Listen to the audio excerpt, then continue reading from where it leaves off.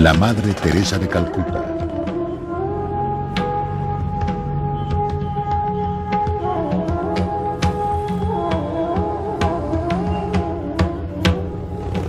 Jesús mismo dijo: ámense los unos a los otros como yo los he amado. Y los pobres entre los pobres han sido creados por la misma mano amorosa de Dios. Así que por lo tanto son nuestros hermanos y hermanas, sin importar de qué religión, nacionalidad o color sean. Mi hermano, mi hermana. Se le conocía simplemente como Madre Teresa. Su obra entre los pobres y moribundos de Calcuta la convirtieron en una de las mujeres más famosas del siglo XX. Su mensaje era sencillo y era extraordinariamente carismática.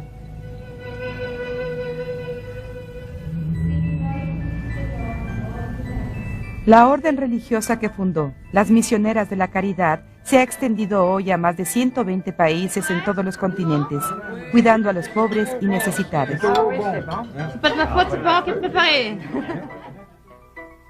Pero la Madre Teresa también era una figura controversial. Se codeó con ricos y poderosos mientras pedía dinero para los pobres y se convirtió en una celebridad. Con frecuencia fue criticada por no usar sus influencias con ambos para atacar las raíces de las causas de la pobreza. Y era una feroz e implacable rival del aborto, mientras trabajaba en un continente que luchaba contra los devastadores problemas de la superpoblación. ¿Quién fue esta extraordinaria mujer? ¿Cómo llegó a convertirse en el ícono que trasciende las fronteras de la religión? ¿Y cómo fue que la Iglesia Católica decidió a solo 5 años de su muerte que es digna de ser una santa? Los santos no son Dios, son seres humanos, tienen defectos, tienen dificultades y problemas en la vida que con la gracia de Dios superan como mejor pueden.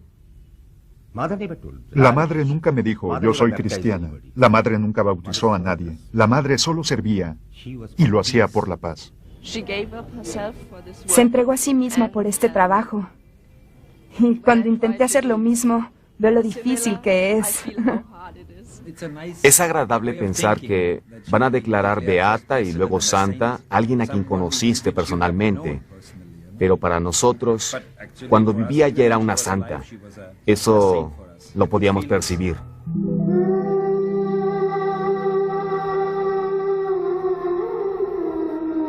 Nació en 1910 como Agnes Boyarshu, de padres albaneses, en lo que solía ser Yugoslavia.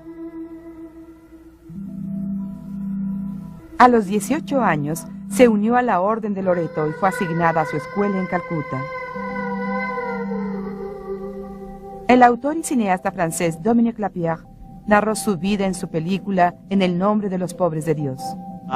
Muchas veces visité con ella el convento de Loreto en Calcuta. Y debo decirles que el convento de Loreto en Calcuta es realmente un oasis de vida lujosa en el corazón del increíble desastre urbano que Calcuta puede ser. Y es a este convento de Loreto en Calcuta a donde ella llegó en 1930 para ser profesora de geografía. Y sus estudiantes, sus pupilas, eran las hijas de la acaudalada sociedad local. La Madre Teresa estuvo ahí hasta un día en que, eso lo contó después, un día en que tomó un tren para ir a Darjeeling en el norte de la India, al pie del Himalaya, para un retiro, y repentinamente escuchó en medio de la noche una voz. La voz le dijo: vete, aléjate, abandona la existencia que has estado llevando por tantos años en medio de la riqueza, y ve a donde están los pobres.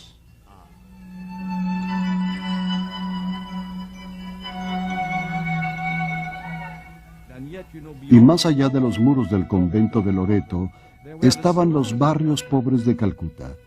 Y los pobres estaban tras esos muros.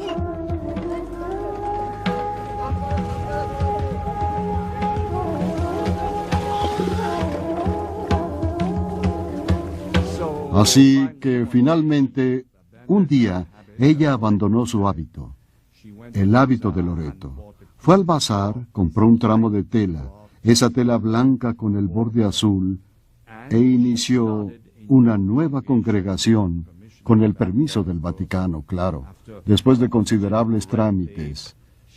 Inició una nueva congregación que se convertiría en las Misioneras de la Caridad, y la primera instrucción de las Misioneras de la Caridad era estar donde estuvieran los pobres, al servicio de los pobres. El padre Cristian Miñón asistió a la celebración en la cual se establecía la nueva orden. Aún recuerdo lo confundido y sorprendido que estaba cuando entramos al jardín, donde vi a mi derecha a un grupo de mujeres que estaban limpiando sus utensilios. Empezamos a subir las escaleras y frente a nosotros vi a un niño desnudo bajando y recuerdo haber pensado, este es realmente un convento muy raro. El hindú Amar Bhattacharya se sintió cautivado por la vida y obra de la Madre Teresa y realizó una película sobre ella. La madre trabajó con nosotros en Calcuta por muchos años.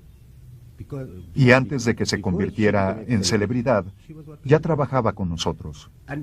Y lo que ella hacía era tratar de ayudar a los pobres entre los pobres. No nos preguntábamos si era una persona religiosa o no, solo servía a la humanidad. Y eso era maravilloso. Mi sorpresa con ella era verla caminando por uno de esos callejones de los peores barrios de Calcuta, y esos son en realidad lugares infrahumanos. La Madre Teresa ahí, esa silueta vestida de blanco, el sari blanco con azul, caminando entre esas personas, y de repente cuando caminaba, podías ver cómo se iluminaba la expresión de todas esas personas.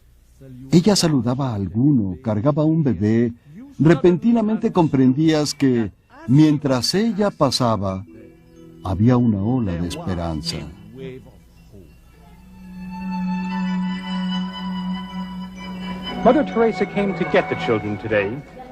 No pasó mucho tiempo antes de que su fama creciera más allá de las fronteras de Calcuta, y también su influencia. Esta pequeña figura era una mujer de acción. En 1982, durante el sitio de Beirut, convenció al ejército israelí y a sus rivales palestinos que dejaran de disparar para salvar a 37 niños discapacitados atrapados en un hospital cerca del frente.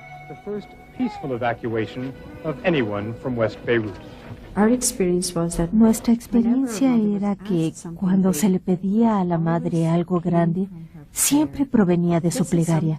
Esto es algo de la hermosa combinación de un fuerte carácter que también podía rendirse a la voluntad de Dios. El filántropo canadiense Jean Vanier, fundador de l'Arche, cadena internacional de hogares para discapacitados mentales, era amigo de la Madre Teresa. Es una campesina. Y como muchos campesinos, está cerca de la tierra, no en las nubes. Su religión no estaba arriba en las nubes. Su religión no era una ideología. Su religión estaba centrada en cada persona y toda su vida se trataba de la compasión. Y particularmente la compasión por aquellos viviendo una pasión.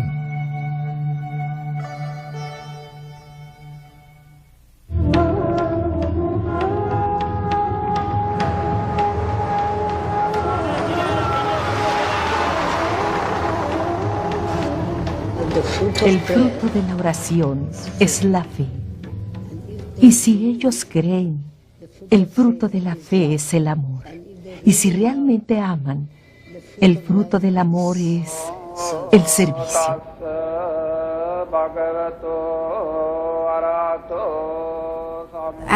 No creí que la madre se fuera tan rápido. Se fue muy rápido. Cuando estaba muriendo, yo pensaba, la madre volverá. Sé que volverá. Y así que fue muy rápido al final. Demasiado rápido realmente. No lo esperábamos. Si mal no recuerdo, murió a las 7 de la noche. Y esa misma noche, una multitud realmente invadió el convento. Tuvieron que llamar a la policía. Sin la ayuda de la policía, no habrían podido hacer nada los días siguientes. La muerte de la Madre Teresa en septiembre de 1997 provocó una tremenda expresión de dolor en la India. En ese país, solo un 3% de la población es católica. El arzobispo Henry de Sousa de Calcuta sintió su fuerza inmediatamente. Hubo una repentina cantidad de pedidos de personas de todo el mundo de que empezáramos el proceso lo más pronto posible, diciendo que ella era una santa viviente y que por lo tanto teníamos que canonizarla de inmediato. Entonces, en pocos meses escribí a la Congregación de las Causas de los Santos pidiendo permiso para iniciar el proceso.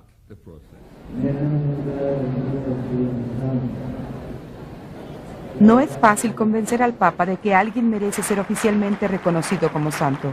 Es un proceso que frecuentemente tarda siglos, pero en el caso de la Madre Teresa fue rápido.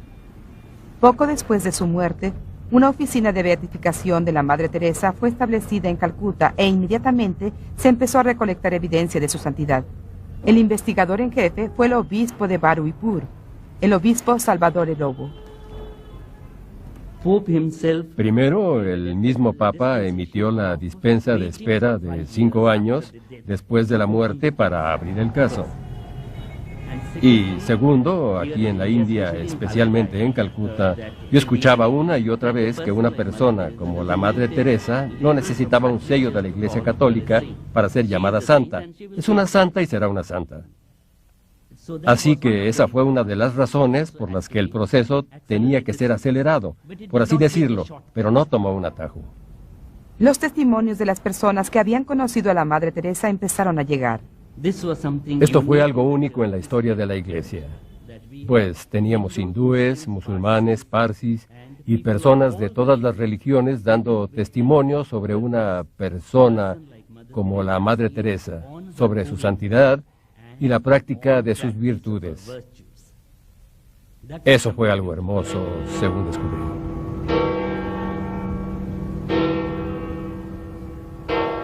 Es en Roma, en el Vaticano, donde se toman todas las decisiones importantes de la Iglesia Católica.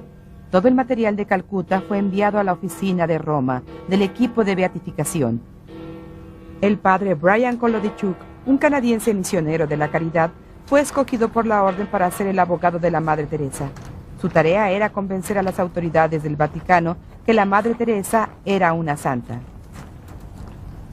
En 2 años recolectamos el equivalente a, grosso modo, de 80 volúmenes de material. Es lo que tenemos aquí. Enséñenos. Claro. Hay miles de páginas ahí.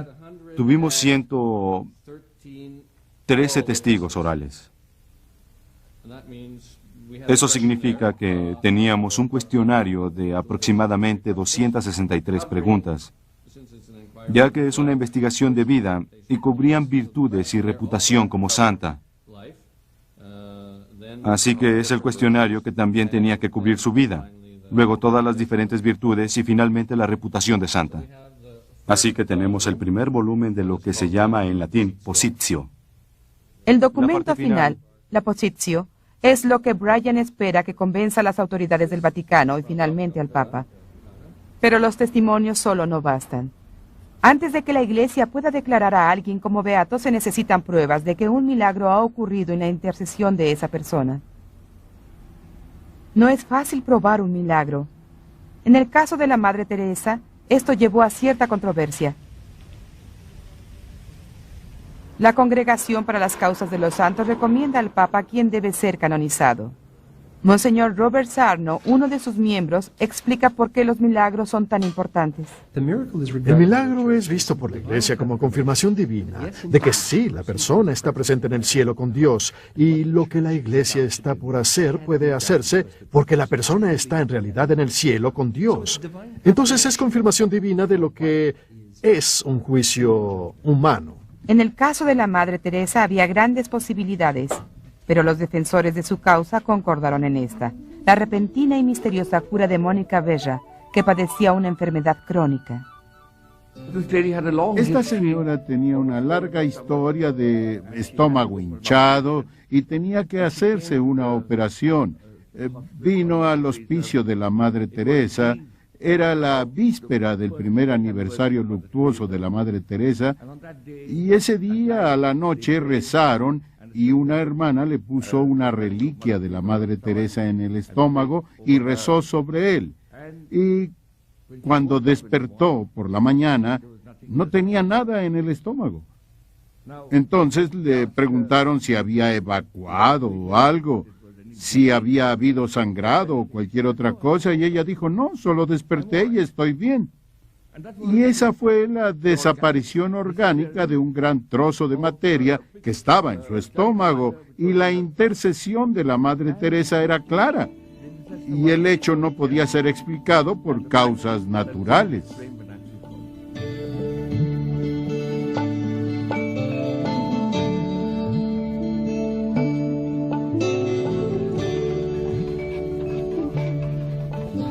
Para el arzobispo de Sousa, el caso de Mónica Berra era particularmente atractivo.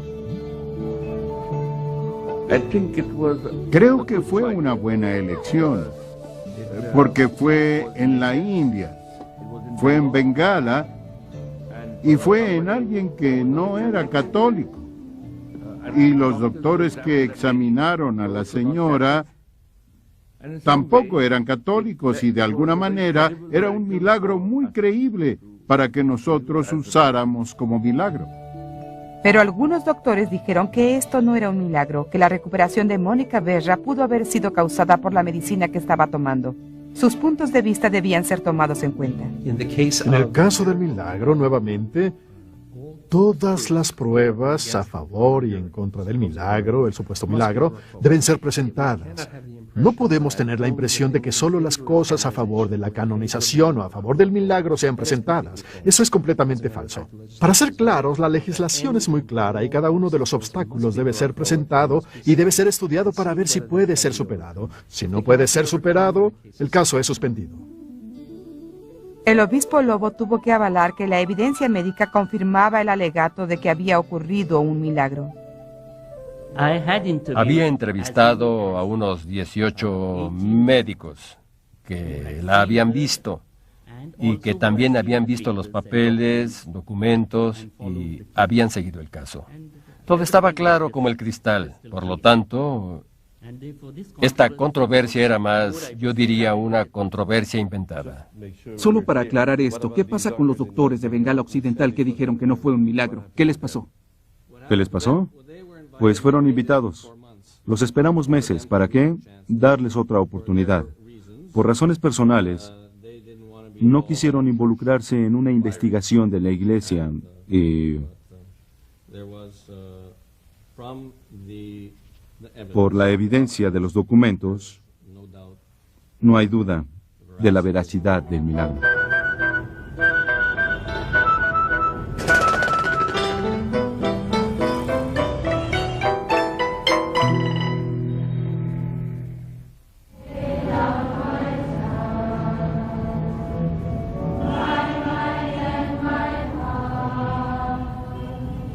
No todos en la iglesia se sienten cómodos con el énfasis de los milagros.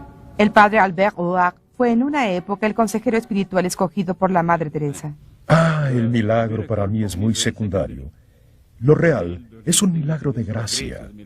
El milagro de la obra de Dios en una persona humana. Eso es lo real.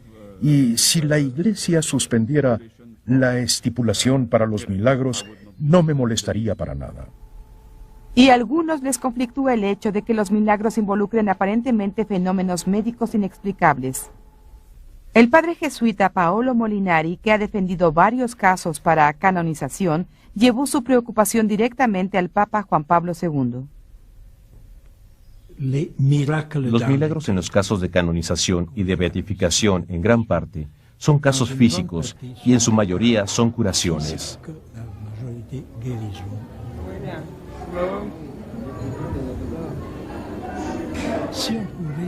Si pudiéramos presentar como confirmación el hecho de que un número considerable de hombres y mujeres han cambiado su vida porque han sido influenciados por el ejemplo de esa persona. Sería lo ideal.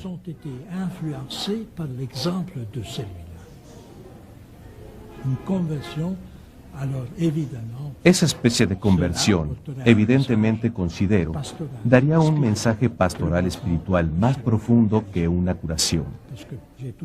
Siempre titubeo un poco cuando se trata de evaluar un milagro, pues las personas se ven siempre atraídas por lo espectacular.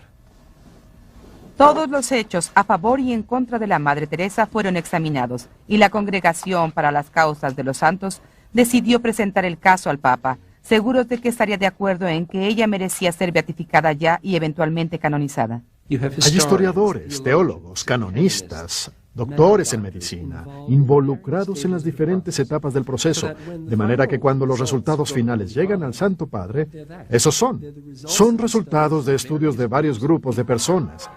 Luego el Santo Padre da un juicio final. La Madre Teresa es descrita ahora como beata, pero aún no es una santa. Sin embargo, ha llenado todos los requisitos para la canonización. En el paso siguiente y final para la canonización, no hará falta otra investigación sobre su vida, pero la Iglesia necesitará la prueba de un segundo milagro. ¿Pero cuál es la diferencia entre beatificación y canonización? La diferencia en realidad es muy sencilla. Con la beatificación el Santo Padre permite la veneración litúrgica en un área local restringida. Por ejemplo, un beato de Canadá podrá ser venerado litúrgicamente solamente en Canadá, mientras que la canonización es el acto mediante el cual el Santo Padre ordena que el santo sea venerado litúrgicamente en toda la Iglesia universal. Pero encontramos dificultades con la beatificación y canonización en el caso de la Madre Teresa. ¿Cómo se puede hablar de un culto local a una persona que es conocida en el mundo entero, cuya orden religiosa, las misioneras de la caridad, se encuentra en todo el mundo? Hemos llegado al momento, espero, en que la Iglesia y el Papa mismo reconsideren esta duplicación. Yo la llamo duplicación, por así decirlo, para ver si fuera posible unificar las dos, a fin de que si el Santo Padre llega al momento en que esté convencido de que esta persona es digna de veneración en todo el mundo, pueda haber una unificación de beatificación y canonización.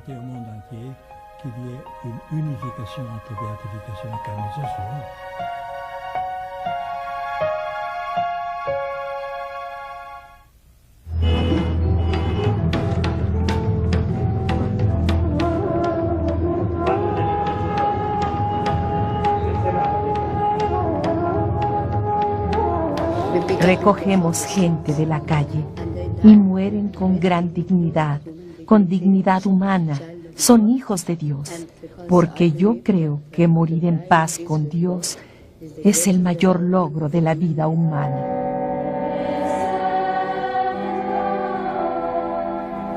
La filosofía y la obra de la Madre Teresa fueron en muchos aspectos controversiales. Fue acusada de recibir dinero de fuentes dudosas y de aparecer con dictadores. Cuidó de los moribundos y de los pobres entre los pobres, pero muchos la culpaban de no atacar las raíces de la miseria e injusticia. Sus críticos fueron muchos y muy elocuentes. Muchos escribieron libros y filmaron películas contra ella. También hubo alegatos que salieron en los periódicos, las revistas y hasta en libros. Tenían que ser examinados. Hasta Dominique Lapierre, uno de sus mayores admiradores, sintió la necesidad de cuestionarla. Esto es cierto. Es una de las mayores discusiones que con frecuencia tenía con ella sobre cambiar las raíces de la situación que ella estaba creando cuando estaba cuidando de toda esa gente pobre. Siempre soñé que la Madre Teresa iría a Nueva York e iniciaría una huelga de hambre frente al edificio de Naciones Unidas para decirle a los jefes y gobiernos del mundo: no pueden continuar permitiendo que esas injusticias tengan cabida en el tercer mundo. Deben cambiar la situación porque si no me voy a morir. Y ella siempre respondía con gran humildad diciendo: este no es mi camino. Hay otras personas para hacer eso. Yo estoy preocupada por el individuo. Gaston Robert, un jesuita del Colegio de San Javier de Calcuta, Fue eventualmente consejero de comunicación de la Madre Teresa. Él ve su influencia de otra manera. No solo no practicaba la política en el sentido estricto de la política, sino que en un sentido más estrecho, ella no acusaba a nadie, no señalaba a nadie con la mano. No tenía que hacerlo.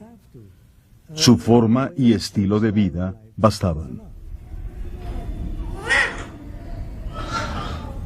Destruir la vida de un niño es destruir la presencia de Dios en el mundo.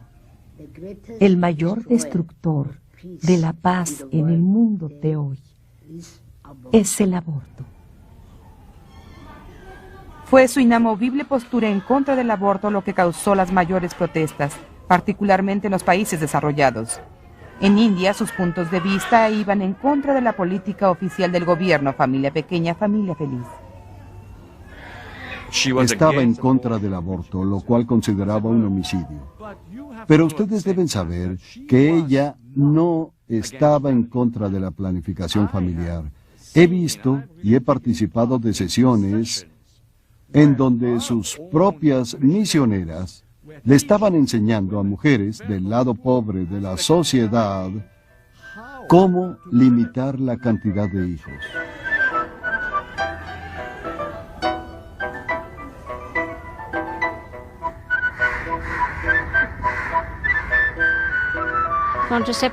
Contracepción. No estamos interesados en enseñarles eso, porque eso lo hacen los medios. Tratamos de enseñarles lo natural, y ellos no quieren hacerlo de manera natural. La hermana Margie es la directora del gran orfanatorio de las misioneras de la caridad en Calcuta. Ahí llegan las familias pobres a abandonar a los niños que no pueden criar. 80% de ellos provienen de madres solteras, madres que no están casadas, que no pueden mantener a sus hijos por problemas sociales. Algunas de ellas han intentado hacerse un aborto. Cuando no tuvieron éxito, vienen a nosotros por ayuda. Nosotros las cuidamos si no tienen a dónde ir y las ayudamos a la hora del parto. Y luego les preguntamos si desean al niño o si quieren darlo en adopción. Muchas de ellas los dan en adopción. Give up the child. Many of them give up the child. ¿Con jayega chiड़ियाखाना?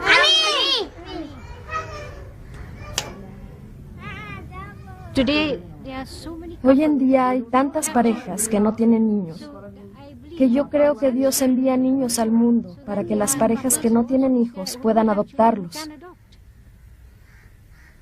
Él hace ajustes. Me refiero a que Dios ve que esos niños que vienen al mundo tengan quien los cuide.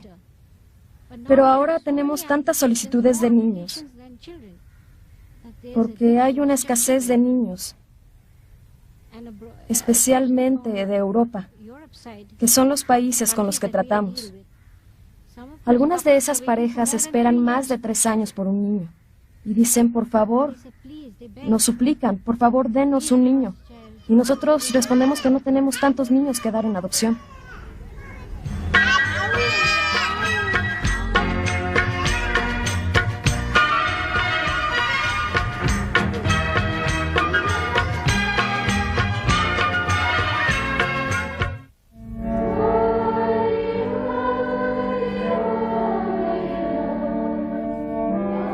Lo más preocupante para aquellos que promueven su causa fueron las cartas halladas después de su muerte, que revelan que la Madre Teresa a veces dudaba de su fe.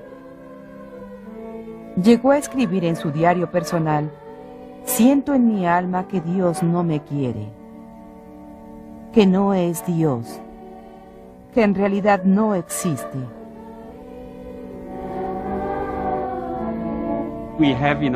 Tenemos en nuestros archivos las cartas de la Madre Teresa al Padre Picachi, un director espiritual muy cercano a la Madre Teresa, y estas revelan cosas muy hermosas, llenas de dicha y otras cosas, pero verdaderas expresiones de angustia, de encontrarse en la noche espiritual, en la oscuridad completa, con una tremenda sed de Dios, pero una sed insatisfecha, a menudo abandonada por Dios, a veces hasta preguntando si ella tiene fe en Él.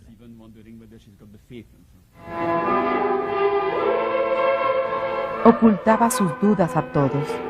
El padre Oak, su consejero espiritual de entonces, explica cómo se las arreglaba para continuar.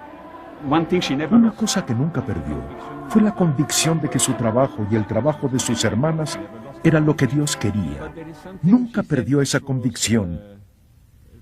Dijo esto: Padre, sé que doy dicha a las personas y sé que cuando hablo sobre Dios y cuando hablo sobre Jesús y cuando hablo sobre el amor de Jesús por los pobres, les llega el mensaje. Sé eso, Padre. Pero, Padre, adentro está todo oscuro, muy oscuro.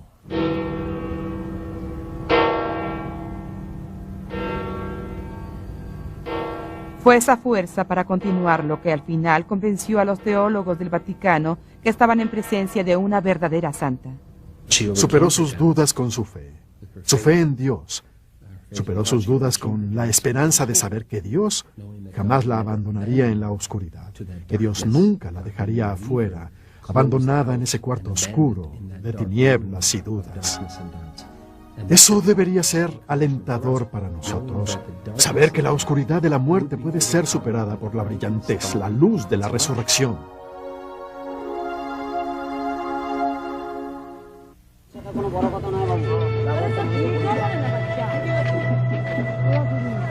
Este fue el primer hogar al que la madre trajo a los enfermos e indigentes moribundos. Por eso lo nombramos el primer amor de la madre. La madre amaba este hogar muchísimo por los pobres que tocó y sirvió aquí. La hermana Georgina supervisa el cuidado y las actividades de Nirmal Hridoy. Estamos haciendo lo posible con la gracia de Dios, de realizar de manera pequeña lo que podamos hacer para ellos por salvarlos. De todos aquellos que han sido traídos aquí, no todos han muerto, porque en 51 años hemos traído más de 77.500 personas. De ellas, solo aproximadamente unas 35.000 han muerto. El resto ha vuelto a sus aldeas a trabajar.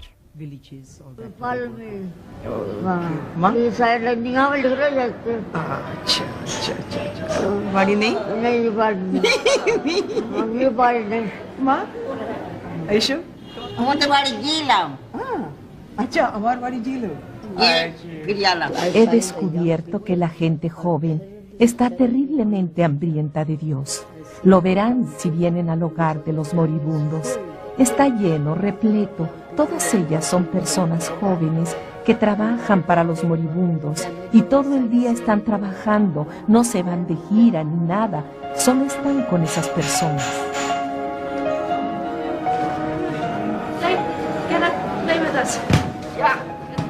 Nirmal Hridoy, el hogar de los moribundos, fue la primera institución que la Madre Teresa fundara hace 51 años.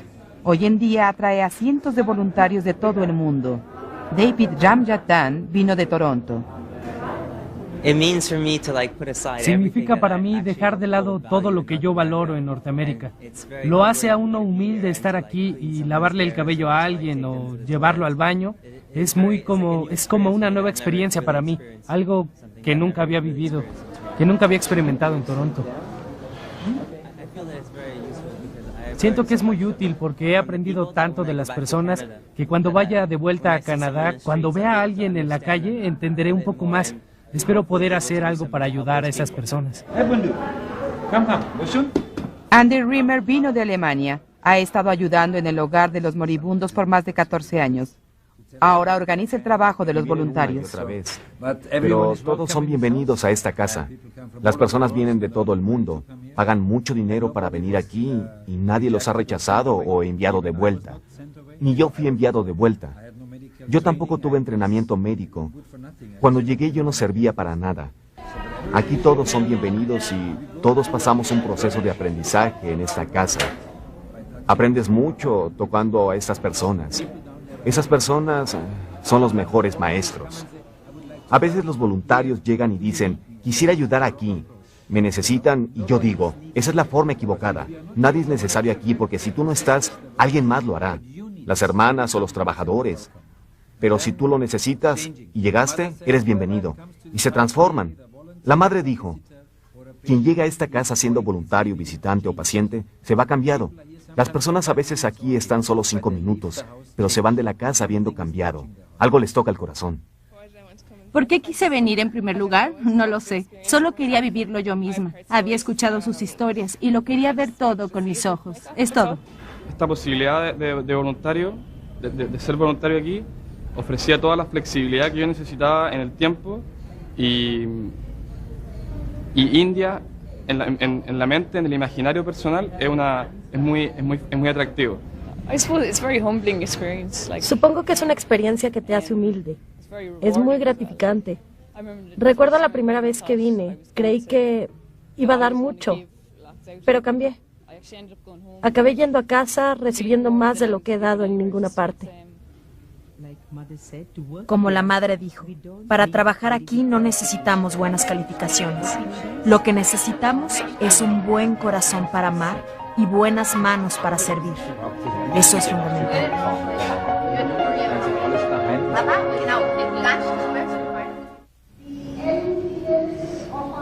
La hermana Nirmala es ahora la superiora de las misioneras. Aún así, la orden religiosa de la Madre Teresa ha continuado creciendo a un paso asombroso. La hermana Nirmala María es asistente de la superiora general de la orden. Revisando nuestra sede más reciente, vemos cómo las chicas jóvenes vienen a nosotros. Y eso es un misterio también para nosotras. Porque nuestra vida es muy simple. Tampoco andamos reclutando chicas. Así que, de alguna forma, cuando las chicas ven a las hermanas en acción, las ven trabajando, las ven hasta en sus casas lavando su ropa, haciendo tareas simples, de alguna manera se conmueven. Así que nosotros no vamos a reclutar a nadie. Pero aún así parece que Dios envía a las jóvenes a nosotras y quieren servir a la gente pobre. La Orden de las Misioneras de la Caridad es la única orden religiosa que actualmente rehúsa vocaciones por falta de espacio. En todas las otras congregaciones se lamentan porque la edad promedio es de 70 años. En la de la Madre Teresa, la gente es de todas las edades y de todas partes del mundo. Muchas de nuestras jóvenes hermanas vienen de familias de aldea que llevan vidas muy sencillas. No son familias pobres o indigentes. Muchas de ellas han tenido cierta educación.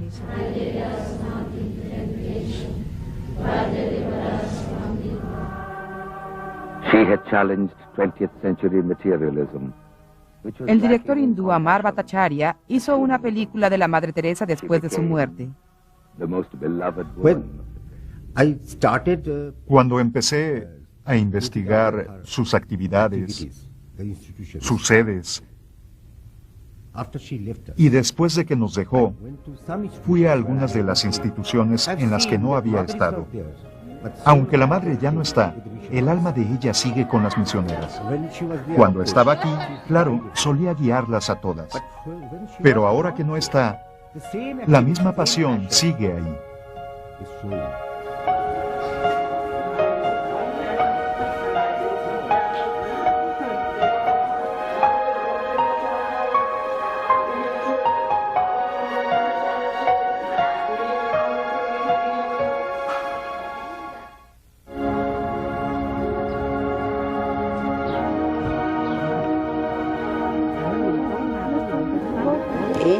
En Canadá, aún en el Canadá rico, hay personas que necesitan amor y cuidado.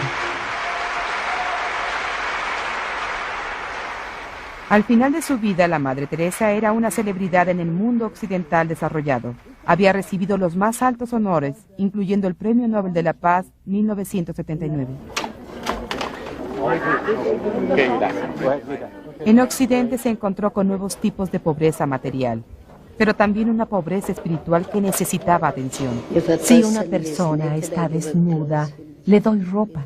Si una persona está en la calle sin hogar, la llevo a mi casa e inmediatamente le doy lo que necesite. Pero si una persona no es deseada, no es amada, es desecho de la sociedad, está terriblemente sola, terriblemente herida. Todo eso toma mucho tiempo y es una situación muy dolorosa en el lado occidental del mundo. Las misioneras de la caridad están en muchas ciudades del mundo desarrollado, como Toronto y Montreal.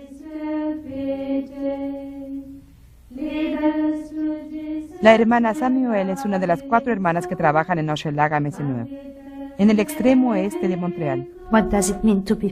¿Qué significa ser pobre? Ser pobre significa carecer de algo que es necesario para vivir. Y podremos ser pobres, podremos tener hambre, no solo de comida, sino también de la palabra de Dios. Podemos estar sedientos no solo de agua, sino sedientos de ser dignos, de tener dignidad, de ser respetados.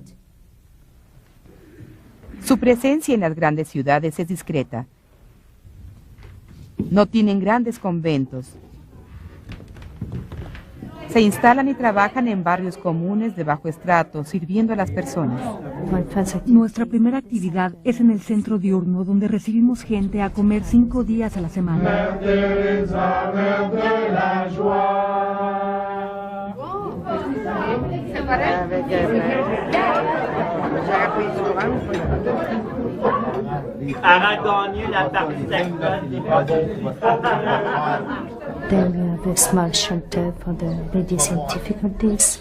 Tenemos el pequeño albergue para mujeres en dificultades y también visitamos a familias, a confinados, a ancianos en sus hogares y también visitamos la prisión. La hermana Roberta está a cargo del trabajo de las misioneras en Parkdale, en Toronto. Ahora estamos tratando de hacer algo para las familias. Muchas familias están teniendo problemas educando a sus hijos y no saben qué hacer. Y los chicos no saben qué hacer.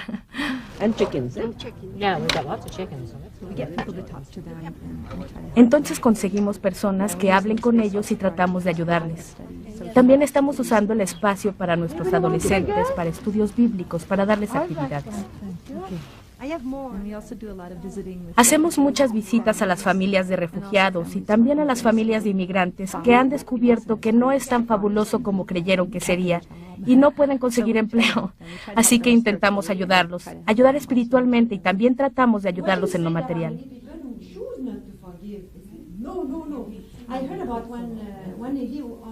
Y en todas partes del mundo donde están, mientras trabajan, transmiten el mensaje de la Biblia, que era el corazón de la vocación y la vida de su fundadora. I was praying for that man, and after a few days I met him on the street, and I could see he was sorry for what he did. San Juan siempre decía, amaos los unos a los otros. La madre decía lo mismo, pero creo que quiere decirle a todos que Dios los ama, que Dios los quiere. Eso es, y también que Jesús está en nuestros vecinos. Ella siempre decía que está en nuestras familias,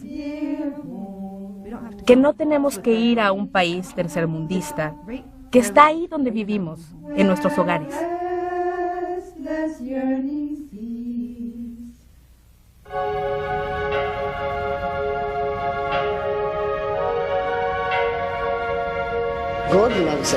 Dios nos ama y quiere que nos amemos unos a otros como Él nos ama.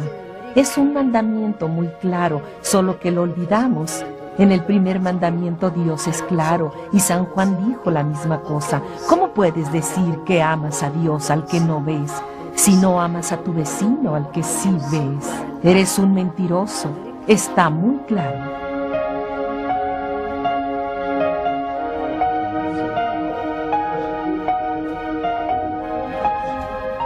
Es esta pequeña mujer que el Papa Juan Pablo II ha declarado beata y que un día será reconocida como santa. Esta sencilla campesina, esta alma en conflicto, esta superestrella de la prensa internacional, es incuestionablemente una figura que ha sido y será inspiración para muchos. Básicamente, los hindúes son muy emocionales y sentimentales. Idolatramos a las personas que sirven a las personas de aquí, a las personas necesitadas. Así que creo que para la historia de la India, ella siempre será una estrella. ¿Está la Iglesia venerando a la Madre Teresa como era o a la estrella en la que se convirtió? Gastón Robert opina sobre esto. ¿Qué es lo que la Iglesia está beatificando? ¿Al ícono de la prensa? La Madre Teresa no estaba definida por el ícono, ni estaba contenida en el ícono. Ella, si puedo decirlo, atravesaba esa imagen para transmitir un mensaje que era una lectura radical de la Biblia. Creo que eso es lo que ha tenido tal impacto sobre las personas.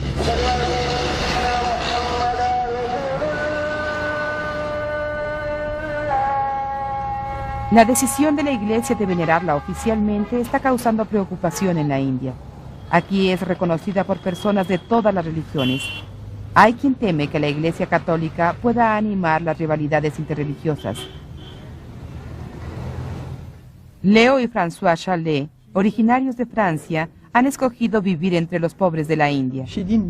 Ella no necesitaba todo eso, no necesitamos todo eso para reconocerla. La Madre Teresa los ayudó a obtener la nacionalidad hindú y permaneció cerca de ellos.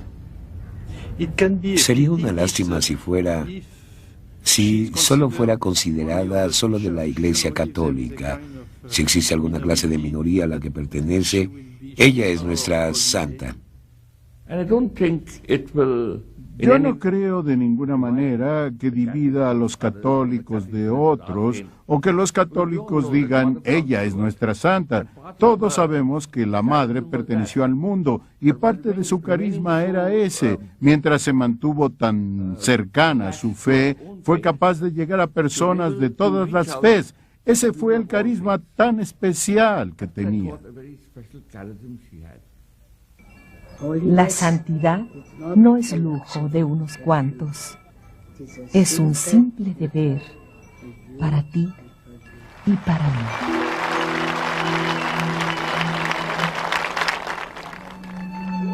La Madre Teresa solía decir que todos los seres humanos son aptos para la santidad.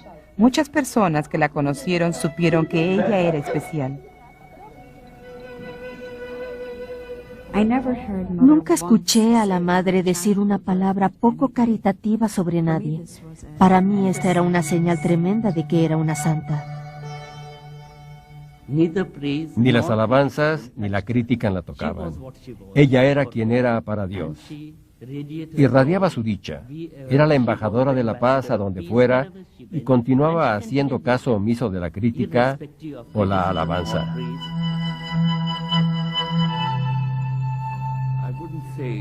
Yo no diría que creía estar en presencia de una santa, pero siempre sentí que ella veía las cosas más allá de lo que yo veía. Y que a veces yo veía desde un punto de vista administrativo y ella lo veía desde otro punto de vista.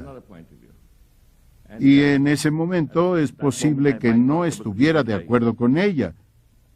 Pero más tarde me daba cuenta de que ella tenía razón. El Papa Juan Pablo ha dicho que la Madre Teresa se encuentra en la comunidad de los Beatos, un grupo de personas a los que realmente pertenece, según muchos testigos de su vida. Nos enfrentamos entonces y ahora a los mismos problemas que ella enfrentó, y muchas veces la invoco para pedirle inspiración divina sobre qué hacer. Fue muy bueno estar con ella. Con personas así te sientes bien. Son personas de Dios. La madre nos decía a menudo que ella sería más capaz de ayudarnos desde el cielo cuando se fuera. Y podemos sentir que todo eso se está volviendo realidad, ya que ella sigue con nosotros. El padre Cristian Miñón estuvo ahí hace 53 años cuando la Madre Teresa fundó las Misioneras de la Caridad. Igual que ella, ha pasado toda su vida adulta en la India. Para él, lo que ella ha logrado es verdaderamente singular. La Iglesia está por decirnos que la Madre Teresa realmente merece nuestra veneración. Pero eso solo ratifica lo que la gente de la India espontánea e inmediatamente declaró. Y para mí, el hecho de que personas no cristianas de la India fueran capaces de entender la real calidad de la Santa Madre, ese es el mayor milagro de su vida.